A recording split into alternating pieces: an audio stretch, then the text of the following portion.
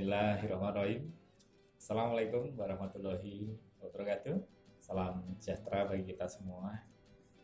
Yang sangat kami hormati, Bapak Ibu, kawan-kawan peserta pelatihan kepemimpinan administrator yang hari ini mulai mengikuti pelatihan kepemimpinan di BPSDM Jawa Tengah. Kami sampaikan selamat datang Sugeng Rawuh di Badan Pengembangan Sumber Daya Manusia Daerah Provinsi Jawa Tengah yang merupakan kawah candra di muka pembentukan knowledge, skill, dan attitude para pemimpin perubahan di Indonesia. Bapak Ibu, BPSDMD ini adalah lembaga terakreditasi, ya, sehingga semua proses pelatihan yang dilakukan di sini di kawah candra di muka ini semua terstandar. Apakah itu terkait dengan modul kurikulumnya, desain pembelajarannya, tenaga pengajarannya, termasuk sarana dan prasarannya, semua terstandar. Dan juga perlu kami laporkan juga pada Bapak Ibu bahwa BPSDMD ini 4 tahun berturut-turut, sejak tahun 2017 sampai dengan tahun 2020 ini dinyatakan sebagai lembaga terbaik, sebagai lembaga berprestasi di Indonesia. Dan Bapak Ibu, perlu kami laporkan juga, perlu kita informasikan, ketika Bapak Ibu, teman-teman semua mengikuti sebuah pelatihan kepemimpinan administrator ini, maka semua prosesnya itu adalah terstandar secara nasional. Dan jangan lupa, ketika teman-teman sudah dinyatakan sebagai peserta pelatihan kepemimpinan administrator, maka teman-teman sudah teregistrasi secara nasional. Oleh karena itu, di kesempatan awal ini penting bagi kami untuk menyampaikan 3 hal sebagai pengarahan program, sebagai overview. Yang pertama adalah, kenapa sih kemudian pelatihan kepemimpinan administrator ini itu penting, bahkan harus diikuti oleh para pejabat administrator di Indonesia. Nanti akan kita sampaikan kenapa kemudian ini menjadi urgent, menjadi penting, dan harus diikuti. Kemudian yang kedua yang juga nanti perlu kita sampaikan adalah di dalam proses pembelajaran atau pelatihan PKA ini nanti materi-materi apa saja sih, agenda pembelajaran apa sih yang nanti akan kita sampaikan, kita berikan dan diterima oleh para peserta. Dan yang terakhir yang penting untuk kami sampaikan adalah terkait dengan kompetensi. Ya. Sebuah pelatihan harus menghasilkan learning product. Dan learning product ini yang nanti tentunya kompetensi seperti apa, skill seperti apa, dan attitude seperti apa yang diharapkan setelah teman-teman mengikuti pelatihan ini. Yang pertama adalah berkaitan dengan kenapa para peserta harus mengikuti pelatihan PKA. Perlu kita sadari bahwa hari ini kita dihadapkan pada perubahan dunia yang luar biasa, ya, era disruption, era perubahan teknologi masa depan yang sudah hadir di hari ini. Kemudian juga tanpa kita sadari hari ini kita sudah masuk di revolusi industri 4.0. Dan jangan lupa di dalam agenda nasional, ya, di tahun 2024 kita sudah masuk di ASN berkelas dunia. Sehingga kita harus punya dimensi-dimensi kompetensi yang unggul. Termasuk pemimpinnya juga harus unggul. CPT, administrator, dan pengawasnya itu juga harus unggul. Selain itu juga kita harus paham persis bahwa masyarakat sekarang itu butuh kualitas pelayanan yang unggul pula. Kualitas pelayanan yang prima. Kalau Bapak Gubernur Jawa Tengah sering menekankan bahwa semua aparatur sipil negara harus paham bahwa pelayanan yang diberikan kepada masyarakat selaku end user kita itu adalah pelayanan yang cepat, pelayanan yang murah, pelayanan yang transparan, dan pelayanan yang tuntas. Selain itu, ya, pelatihan kepemimpinan administrator ini juga ingin membentuk, ingin mengarahkan, ya, para administrator agar dia itu memiliki kompetensi leadership dan kompetensi manajerial yang tentunya harus sesuai dengan leveling jabatan sebagai administrator. Jadi itu nampaknya yang menjadi urgensi kenapa pelatihan kepemimpinan administrator ini menjadi penting dan harus diikuti. Karena di dalam agenda-agenda pelatihan ini nanti teman-teman akan dibentuk kompetensi manajerial dan kompetensi leadership-nya. Agar apa? Agar mampu mengenali ya permasalahan potensi yang ada di organisasinya. Mampu merancang sebuah inovasi, mampu membangun kolaborasi dengan semua stakeholders, dan yang pasti juga mampu untuk menyusun sebuah milestone, sebuah tahapan-tahapan eksekusi inovasi perubahan. Dan bukan hanya itu, juga mampu untuk mengaktualisasikan inovasi perubahan yang ada di organisasi. Baik, kawan-kawan peserta pelatihan kepemimpinan administrator yang sangat kami banggakan, bahwa secara normatif tujuan diselenggarakannya pelatihan ini salah satunya adalah untuk memenuhi standar kompetensi jabatan seorang administrator atau seorang pejabat struktural. Jadi apakah itu JPT, apakah itu administrator, apakah pengawas, ketika diangkat, diambil sumpah jabatan dan dilantik dalam sebuah jabatan struktural, itu harus memenuhi standar kompetensi jabatan.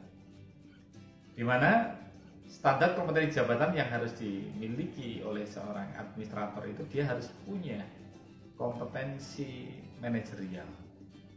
Di mana untuk leveling seorang administrator, kompetensi manajerial yang dipersyaratkan adalah manajemen kinerja.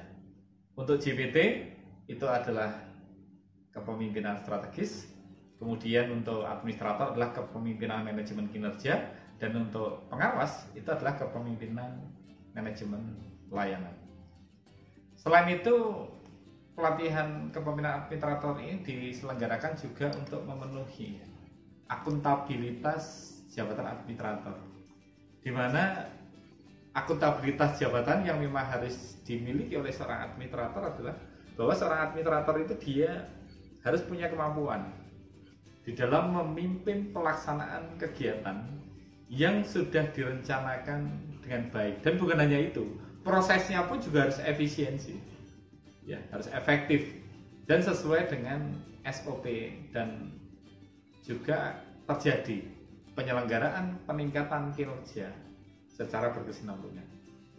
Selanjutnya, guna memenuhi standar kompetensi jabatan, guna memenuhi kompetensi manajerial, guna memenuhi akuntabilitas jabatan seorang administrator, maka pelatihan kepemimpinan administrator itu didesain dan dirancang oleh lembaga administrasi negara dalam 4 agenda pembelajaran. Sekali lagi, 4 agenda pembelajaran. Di dalam agenda-agenda pembelajaran ini nanti ada learning product, ada hasil yang kemudian diharapkan dari masing-masing peserta. Agenda yang pertama itu adalah agenda yang diharapkan para peserta itu mampu untuk memimpin dirinya sendiri. Kerennya ini disebut sebagai agenda self mastery. Yaitu adalah bagaimana kemudian para peserta ini diajarkan untuk memimpin dirinya sendiri. Karena dia tidak akan mungkin berhasil memimpin orang lain kalau dia belum mampu untuk memimpin dirinya sendiri. Maka dia harus mengenali apa yang menjadi potensi, apa yang menjadi kekurangan dari dirinya. Dan bagi para administrator ini nanti itu akan juga dikenalkan dengan kepemimpinan Pancasila dan juga jangan lupa kepemimpinan nasionalisme. Kemudian untuk agenda yang kedua, ya, agenda kedua ini adalah agenda agar para peserta itu mampu untuk memimpin orang lain, mampu untuk menggerakkan orang lain, ya. Sehingga di materi ini nanti teman-teman akan diberikan beberapa menu mata pelatihan. Ada kepemimpinan kinerja yang transformasional dan leadership, kemudian juga bagaimana kemudian kepemimpinan yang berkolaborasi, mampu untuk membangun jejaring atau networking, ya. Kemudian juga teman-teman akan diajarkan mengenai bagaimana sih seorang administrator itu melakukan komunikasi efektif. Karena inti dari kepemimpinan, inti dari manajemen salah satunya juga komunikasi efektif untuk menggerakkan semua sumber daya yang ada di lingkungan kita. Kemudian juga teman-teman akan diajarkan terkait dengan bagaimana manajemen perubahan sektor publik. Itu adalah agenda yang kedua, memimpin orang lain. Kemudian untuk agenda yang ketiga, ini adalah agenda manajemen kinerja, agenda pengendalian organisasi. Sehingga di dalam agenda pelatihan yang ketiga ini teman-teman akan diberikan mata pelatihan terkait dengan akuntabilitas kinerja, hubungan kelembagaan, organisasi digital. Karena ini penting, ya. Pemimpin perubahan harus paham mengenai IoT, Internet of Things, digitalisasi dan seterusnya. Kemudian juga di agenda ketiga ini teman-teman akan diajarkan mengenai bagaimana manajemen kinerja itu dilakukan, standar pelayanan dilakukan, dan jangan lupa manajemen penganggaran dan analisa dampak atau manajemen resiko. Ini juga nanti harus diketahui dan dimiliki oleh para administrator. Dan agenda yang keempat ini menjadi karakteristik dari pelatihan kepemimpinan pola baru dan yang terbarukan, yaitu adalah aktualisasi kepemimpinan. Teman-teman tidak hanya mendapatkan sebuah mekanisme pembelajaran klasikal yang hanya diberikan knowledge, hanya diberikan skill, hanya diberikan attitude saja, tapi di dalam pelatihan ini teman-teman nanti harus melakukan aktualisasi kepemimpinan, di mana di dalam proses aktualisasi kepemimpinan ini nanti teman-teman akan diajak untuk melihat lokus-lokus yang memang punya best practice, lokus-lokus yang memang punya keunggulan, punya diferensiasi, punya manajemen kinerja yang bagus. Sehingga teman-teman bisa belajar di sana untuk melakukan adopsi dan adaptasi, gitu proses. Kemudian di aktualisasi kepemimpinan ini selain teman-teman melihat secara langsung organisasi yang memang punya satu best practice, itu teman-teman juga harus melakukan dan menyusun yang namanya rancangan aksi perubahan. Kalau dulu disebut sebagai rancangan proyek perubahan.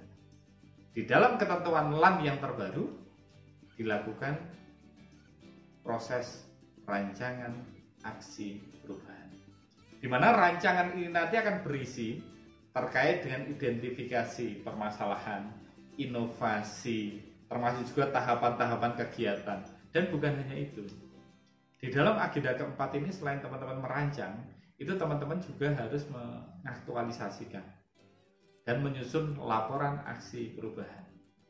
Jadi setelah kemudian semua perencanaan inovasi itu dijalankan, dilakukan, disertai dengan evidence base-nya, maka teman-teman harus menuangkan di dalam dokumen laporan aksi perubahan. Yang pada gilirannya di akhir sesi pembelajaran teman-teman nanti harus mempertanggungjawabkan secara akademik di hadapan tim penguji di dalam proses seminar laboratorium kepemimpinan. Itulah 4 agenda yang nanti akan dilakukan dan dijalankan oleh para peserta pelatihan sejak awal sampai dengan akhir. Kawan-kawan peserta PKP yang sangat kami hormati, 4 agenda dari PKP ini dilaksanakan selama 91 hari atau setara 797 jam pelajaran. Ada 31 hari teman-teman harus on class, on kampus yang harus terhubung dengan para fasilitator dan tenaga pengajar, dan ada 60 hari teman-teman off kampus, off class yang harus mengaktualisasikan perencanaan aksi perubahan yang memang sudah direncanakan oleh teman-teman. Kemudian di dalam proses pembelajaran itu nanti ada 2 metode pelatihan. Yang pertama ada sinkronus, di mana nanti proses pelatihannya teman-teman akan terhubung secara langsung, meskipun tidak tatap muka, tapi nanti kita akan menggunakan media Zoom meeting, ya, secara real time, sehingga ada interaksi secara langsung, baik itu antar peserta dengan fasilitator maupun antar peserta dengan coach. Selain sinkronus juga teman-teman nanti akan diajarkan mengenai proses asinkronus, Asinkronis ini adalah sebuah proses pembelajaran yang tidak real time, yang tidak terhubung secara langsung. Bisa menggunakan media learning management system maupun media email dan seterusnya. Kemudian Bapak Ibu, keberhasilan dari sebuah proses PKA ini teman-teman harus berkolaborasi. Teman-teman harus bekerja sama. Teman-teman harus membangun sebuah jejaring. Dengan siapa? Antara peserta dengan lembaga terakreditasi, dalam hal ini ada BPSDM Provinsi Jawa Tengah, dengan penyelenggara, dengan fasilitator atau tenaga pengajar, baik itu BI, praktisi, atau narasumber yang kemudian dihadirkan, termasuk juga teman-teman harus membangun berkolaborasi dengan para mentor. Mentor ini ada atasan langsung dari para administrator.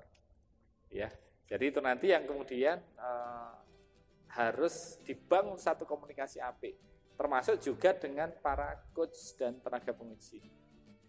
Oleh karena itu, kawan-kawan, kita berharap tentunya dari sejumlah peserta yang hari ini sudah terdaftar teregistrasi secara nasional menjadi peserta PKA ini agar mampu mengikuti proses pembelajaran yang bersifat experiential learning. Proses pembelajaran yang teman-teman harus mengaktualisasikan sebuah inovasi perubahan. Oleh karena itu tentunya kita harapkan di akhir sesi pembelajaran ini teman-teman bukan hanya menjadi pemimpin yang pintar untuk ngomong, tapi pemimpin yang punya cara pikir, cara pandang, termasuk cara kerja yang jempolan. Oleh karena itu, selamat berlatih, selamat berinovasi, selamat berubah menjadi pemimpin yang dicintai oleh masyarakat, termasuk juga selamat menjadi agent of change. Demikian, sukses selalu untuk kawan-kawan. Wabillahi taufiq wal hidayah. Assalamualaikum warahmatullahi wabarakatuh.